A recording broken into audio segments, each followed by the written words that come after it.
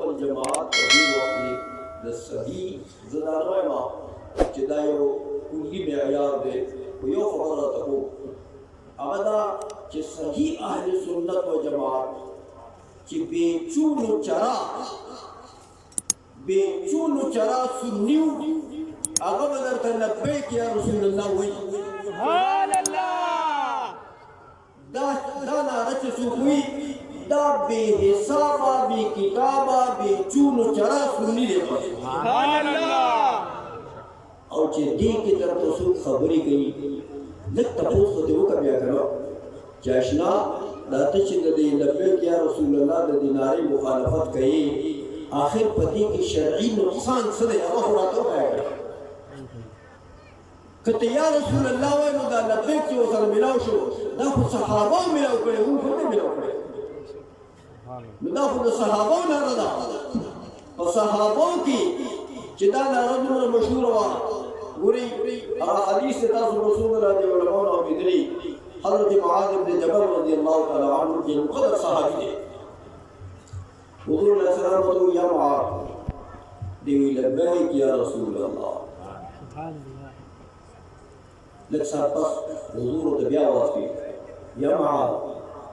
دیوی لبیک یا رسول اللہ یو سار پس ورتبیا حضور آواز کی یا معاذ دیوی لبیک یا رسول اللہ دا دری زل پی حضور نبی کریم صلی اللہ علیہ وسلم دا لبیک آواز بولی چې راتلونکي خلک حضور ته پته وه د حضور علم وسیع علم د رب کریم وطبیع علم ورکړی یقین تاسو کې موږ د احادیث ګورو کله کله داسې یو حدیث راشي چې زموږ یقین راشي په دې خبره چې یاره دا په حضور سم د 14مې صدۍ او د 15مې صدۍ د خلکو ته کتل او دا خبره یې کړې ده سبحان الله حضور علم داسې دی درې ځله په داوالو کو اوس خو خلک په یو ځل خبرې کوي په صحابه باندې حضور علیه السلام درې ځله مکرر داوا سبحان الله کنه په یو ځل کافي وي شریعت د پاره خو د صحابي یو ځل ویلو کافي د جواز د پاره خو د صحابي یو ځل ویلو کافي خدا درې ځله په وی چې راتلونکي خلک به راځي که نه هغوی به وایي چې دا بدعت دی یا دا سیاسي لاره ده یاره زه کله کله حیران شوم چې یو مسلمان دا خبره کوي او د یو مسلمان په خولې دا خبره راځي چې دا سیاسي لاره ده د دې مطلب دا دی چې د دې مسلمان دین به جدا او سیاست به جدا تاسو ته پته د مسلمان سیاست هم دین دی د مسلمان دین هم دغه سیاست دی او سیاست دی ګپلي ته نه لازم په پاکستان کې چې کومې ګپلي کېږي دې دروغو ته دې فراډ ته دا چې زموږ سیاست پارټۍ کوم موږ سره لبي کوي دا خو سیاست نه دی دا خو فراډ دی سیاست دې ته وایي ګورئ حدیث دی د بخاري حدیث دی چې کانت بنو اسرائیل تسوسهم الانبیاء د بنی اسرائیلو سیاسی لیډران چې وو هغه پیغمبران او د خپل قوم سیاست د څه نوم دی د خپل رعایت د خپل قوم د خیرخواهۍ نوم دی سیاست د رعایت او د قوم د خیرخواهۍ نوم دی د قوم سره د فراډ کولو دوکې کولو دروغ ویلو سیاست نه دی دا خو بکواس دی دا سیاست نه دی ځکه او بیا د مسلمان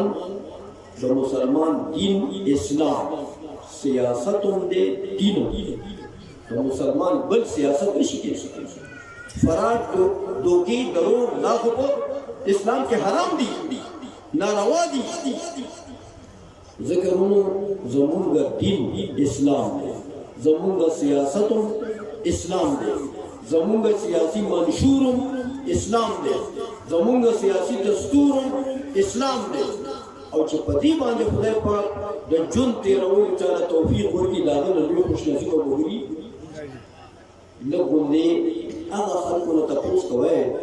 چې که دا سیاسي ناره وی نو صحابه کوم سیاست کو پاکستاني سیاست صحابه کو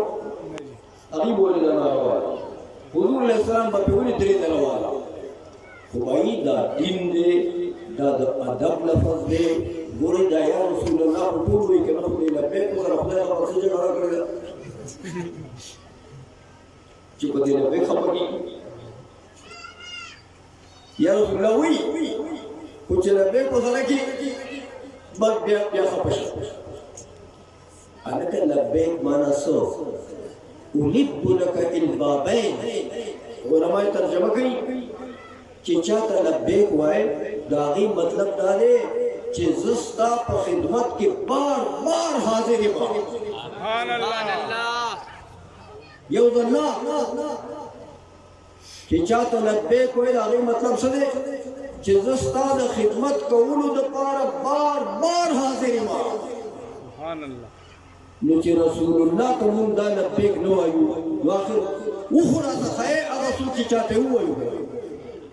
بل به چاته وایو د رسول الله نه لوی سړی په دنیا کې بل څوک شته نو که هغه ته لبیک نه وایو هغه د خدمت لپاره مونږ حاضري ځان نه شرم ګڼو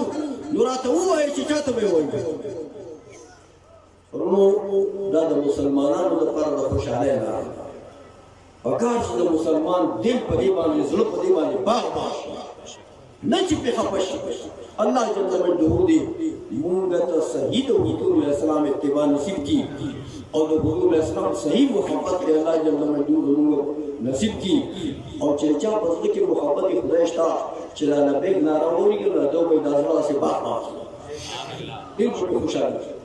الله جل جلاله دې موږ خوشاله چې کوم خلک په خپه کېږي هغه هم دې په خدای خوشحاله کړي د هغې لپاره موږ دعا کړو چې هغې دې الله جل جلاله د دې نارې په حقیقت باندې پوهېږي د دې په حقیقت نه دي پوهېږي په عربۍ نه پوهېږي چې دا وایي چې دا لبیک څه نښه ده د دې نه څه جوړ کړي خدای خبر دی الله جل جلاله دې موږ صحیح د حضور نبي کریم صلی الله علیه وسلم غلامان وګرځوي او د حضور نبي کریم صلی الله علیه وسلم سره دې زموږ صحیح محبت نصیب کړي